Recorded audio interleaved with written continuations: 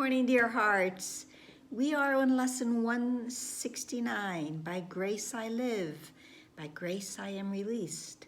This is a very obvious continuation from yesterday. Your grace is given me. I claim it now. But what am I claiming? Do I understand what grace is? Part of this lesson says, no, you don't. No one really does. In this world, we use the term grace in different ways. The blessing that people will say over their meal before they have it is grace. We'll say grace. And what is that? It is a prayer, a blessing of sustenance and gratitude for what has been given.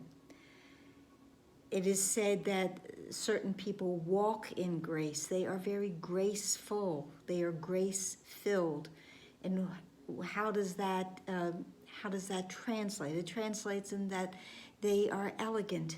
They walk this world in a gentle way, and not harming anything that they touch. That they walk gently upon this world. Grace is an aspect of the love of God which is most like the state prevailing in the unity of truth. That's how this lesson begins. Grace is the acceptance of God's love for us, and it's done on faith. We accept God's love. We accept the grace that He has given us, even if we do not understand it. And it's accepted on faith, especially because it's not totally understood. But there's something about having and accepting God's grace that keeps us in a state of calm and acceptance in this world that is filled with fear and chaos. But if we have grace, we can walk gently through this and make our way throughout this maze of this world. Because we have grace, we are walking with God. Oneness is simply the idea that God is, and grace is wrapped into that idea that God is, and we are with God.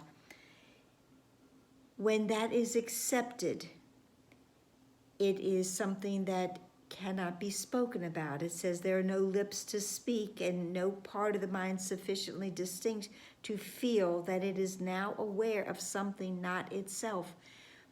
There are many aspects of this course that we must accept on faith and in trust, because they are so opposite to this world, that until we come to that moment of revelation, till we come to that moment when we blend in, we melt into God, and then everything else will disappear, then that is when we will know grace. And we can call that a holy instant, and this lesson even refers to it.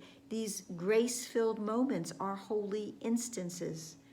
But we don't stay there as of yet, because we have not fully and completely accepted this as who we are. It says we ask for grace, and it is the final gift salvation can bestow. It's the experience that grace provides will end in time, for grace foreshadows heaven, yet does not replace the thought of time, but for a little while. So for those few moments, those grace-filled moments, we step out of time and into God and into timelessness. But then we come back, because we're not quite ready yet, because we are not fully awakened yet to stay in that space.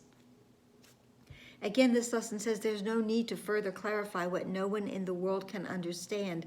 When revelation of your oneness comes, it will be known and fully understood, but it is a revelatory experience. It is not one that can be explained. It is experiential. It is not theoretical, and when it happens, we will know that it does.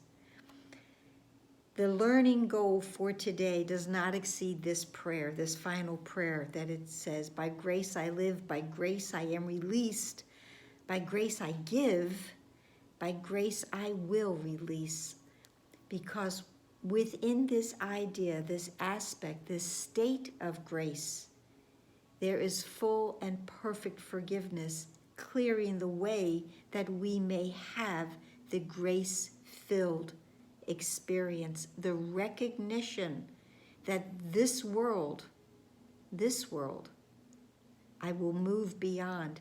Because remember, this journey has already been completed. We're making a journey that is done.